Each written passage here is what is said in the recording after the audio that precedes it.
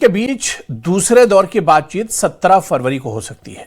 दूसरे राउंड की मीटिंग अगर नाकाम हुई तो समझ लीजिए कि इस बार इजराइल मौके का पूरा फायदा उठाने की कोशिश करेगा। ट्रंप ने वैसे भी इजराइल और खाड़ी देशों को बचाने की तैयारी कर ली है। अमेरिका का दूसरे करियर बैटल ग्रुप ईरान को रोकने के लिए पहुंचने वाला है। देखिए,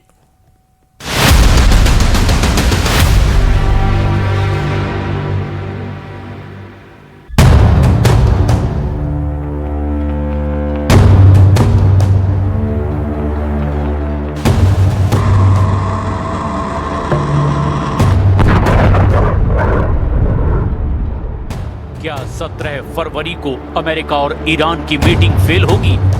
क्या 18 फरवरी को शुरू होगा ईरान और अमेरिका का युद्ध?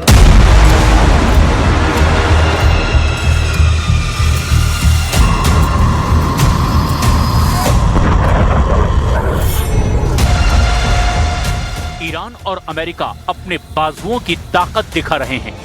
एक तरफ अमेरिका ने समंदर में दो बैटल ग्रुप उतार दिए हैं, दोनों के टारगेट पर ईरान है।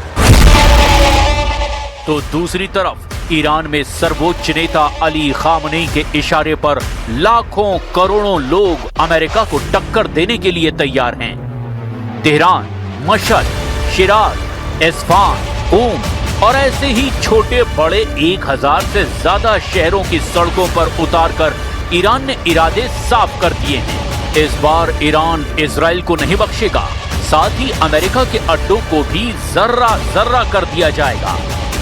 ट्रंप अगर गुस्से में हैं, तो ईरान ने भी बता दिया है कि ईद का जवाब चट्टान से दिया जाएगा। 17 फरवरी को अमेरिका और ईरान के बीच मीटिंग हुई और उसमें बात नहीं बनी तो 18 फरवरी को युद्ध शुरू हो जाएगा। इसका खतरा मंडराने लगा है।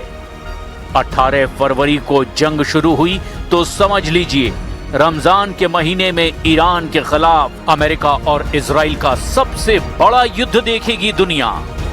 क्या रमजान के महीने में युद्ध होगा? और क्या इस बार जंग 12 दिन नहीं बल्कि ईद के त्योहार तक लड़ेंगे अमेरिका और ईरान? डोनाल्ड ट्रंप और बेंयामिन नेतन्याहू का इरादा बता रहा है कि ईरान को अब मौका नहीं दिया जाएगा और ईरान ने साफ कर दिया है कि वो मिसाइलों को लेकर कोई समझौता नहीं करेगा। ऐसे में अब कोई भी मीटिंग सिर्फ वक्त बिताने या फिर वक्त के हिसाब से तैयारी करने का तरीका बन चुका है। अमेरिका का फोर्ड कैरियर कैरेबियन सागर से ईरान की तरफ बढ़ता जा रहा है। इसे आने में अभी 3 हफ्ते का वक्त लगेगा। यानी ट्रंप चाहते हैं कि युद्ध शुरू करने से पहले ज्यादा से ज्यादा वक्त अमेरिका को मिले और इसीलिए बातचीत को और ढील दी जा रही है। अमेरिका की ये रणनीति ईरान और उसके कमांडर बहुत अच्छी तरह से जानते हैं।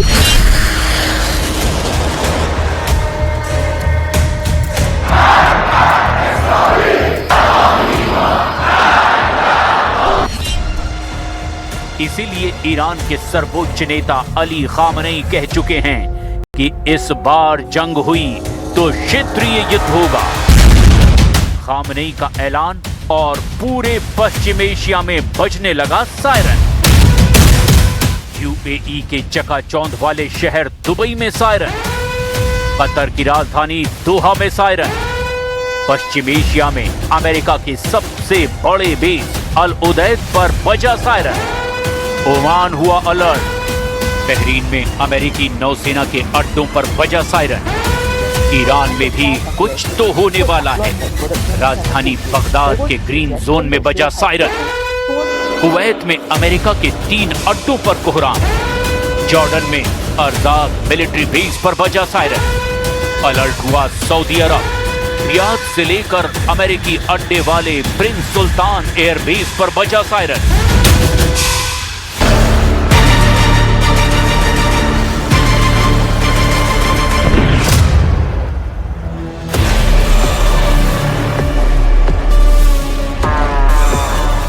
ईरान पर हमले की तैयारी कर रहे अमेरिकी बेड़े के लिए यही बुरी खबर है, क्योंकि ट्रंप जिस युद्ध को 2 मोर्चों की लड़ाई बनाना चाहते हैं ईरान ने एक झटके में उसे मल्टी फ्रंट वॉर बना दिया है।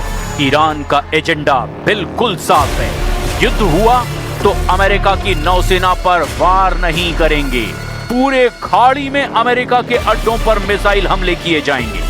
यानी ये रीजनल वॉर होगी, या यूं कहें कि ये होगा एक क्षेत्रीय युद्ध। यूएई, कतर, सऊदी अरब, इराक, कुवैत, जॉर्डन, बहरीन और ओमान में अमेरिकी अड्डों पर होंगे बड़े हमले। इसका ऐलान ईरान ने कर दिया है। البته این رو هم آمریکایی‌ها بدونن که اگر این دفعه جنگی را بندازن این جنگ منطقه‌ای خواهد.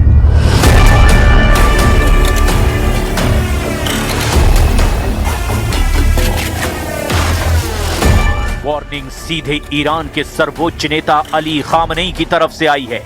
ईरान के मिसाइल पावर से पूरी दुनिया वाकिफ है और यही वजह है कि खामनेई के शब्द दुनिया भर में हेडलाइन बन चुके हैं।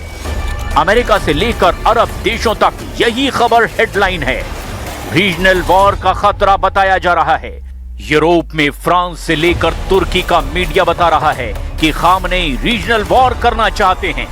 इजराइल की मीडिया भी बता रही है कि अब खतरा सिर्फ ईरान पर नहीं, युद्ध हुआ तो खामनेई की फौज इजराइल के शहर भी जला देगी।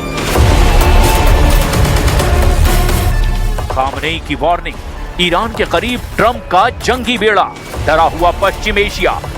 अब ऐसे में अमेरिका का राष्ट्रपति क्या कहना चाहेगा, ये सवाल ट्रंप से पूछा गया। ट्रंप ने क्या जवाब दिया, ये देखकर सबसे ज्यादा हैरान खाड़ी देश हैं और इजराइल भी समझने की कोशिश कर रहा है कि ट्रंप आखिर क्या बोल गए। Sir, on Iran, the Supreme Leader today said that U.S. attack could spark a regional war. Do you have any response to that, sir? Why wouldn't he say that? Of course you're going to say that, but we have the biggest, most powerful ships in the world over there, very close, a couple of days, and hopefully we'll make a deal. If we don't make a deal, then we'll find out whether or not he was right.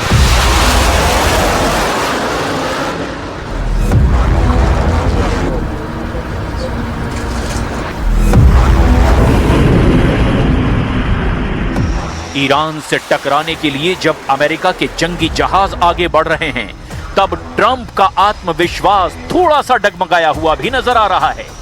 Khamenei की warning सीधे Trump को नहीं, बल्कि पश्चिम Asia में उन देशों को है जिनकी जमीन पर अमेरिकी अड्डे दशकों से मौजूद हैं।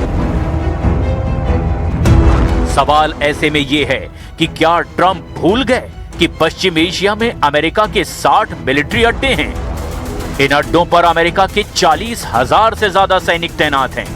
यहां अमेरिका के विमान भी हैं, रडार और मिसाइल सिस्टम भी हैं।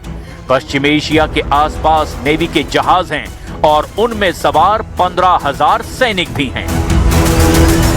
دیدگاهی صحبت جنگ میکنن که ما نمیدونم با فلان جور هواپیما با چه میاییم چنین میکنیم. اینم جدید نیست.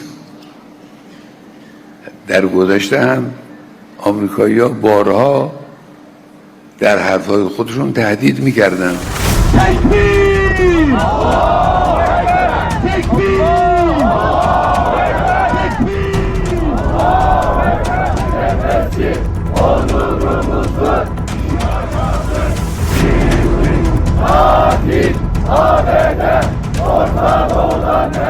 खामनेई के तेवरों ने ट्रंप के दुश्मनों का जोश हाई कर दिया है। तुर्की में ट्रंप और नेतन्याहू से नफरत करने वालों का हौसला बढ़ चुका है। इस्तांबुल में अमेरिका के वाणिज्य दूतावास के बाहर ये प्रदर्शन देखिए और समझिए कि अगर ये जंग क्षेत्रीय युद्ध में तब्दील हुई तो अमेरिका और इजराइल के खिलाफ सिर्फ ईरान मोर्चा नहीं बनेगा, बल्कि तुर्की के राष्ट्रपति रेजिप तैयब एर्दोआन कह चुके हैं कि वो ईरान पर हमला बर्दाश्त नहीं करेंगे।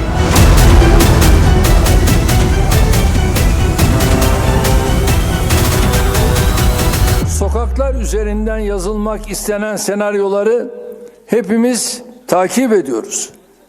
Diyaloğu ve diplomasiyi önceleyen ince bir siyasetle İranlı kardeşlerimiz tuzaklarla dolu bu dönemi inşallah geride bırakacaklarına inanıyoruz. Biz barışı ve istikrarı merkeze alan dış politikamızla bölgemizi belirsizliğe sürükleme riski olan her türlü girişimin karşısında durmayı sürdüreceğiz. इसमें कोई शक नहीं कि अगर Iran और America का युद्ध शुरू होता है तो उसमें इजराइल भी जलेगा। ये वार्निंग ईरान के कमांडर बार बार दे रहे हैं। ऐसे में आसपास लेबनान और यमन भी नए फ्रंट बन जाएंगे। तब ट्रंप क्या करेंगे?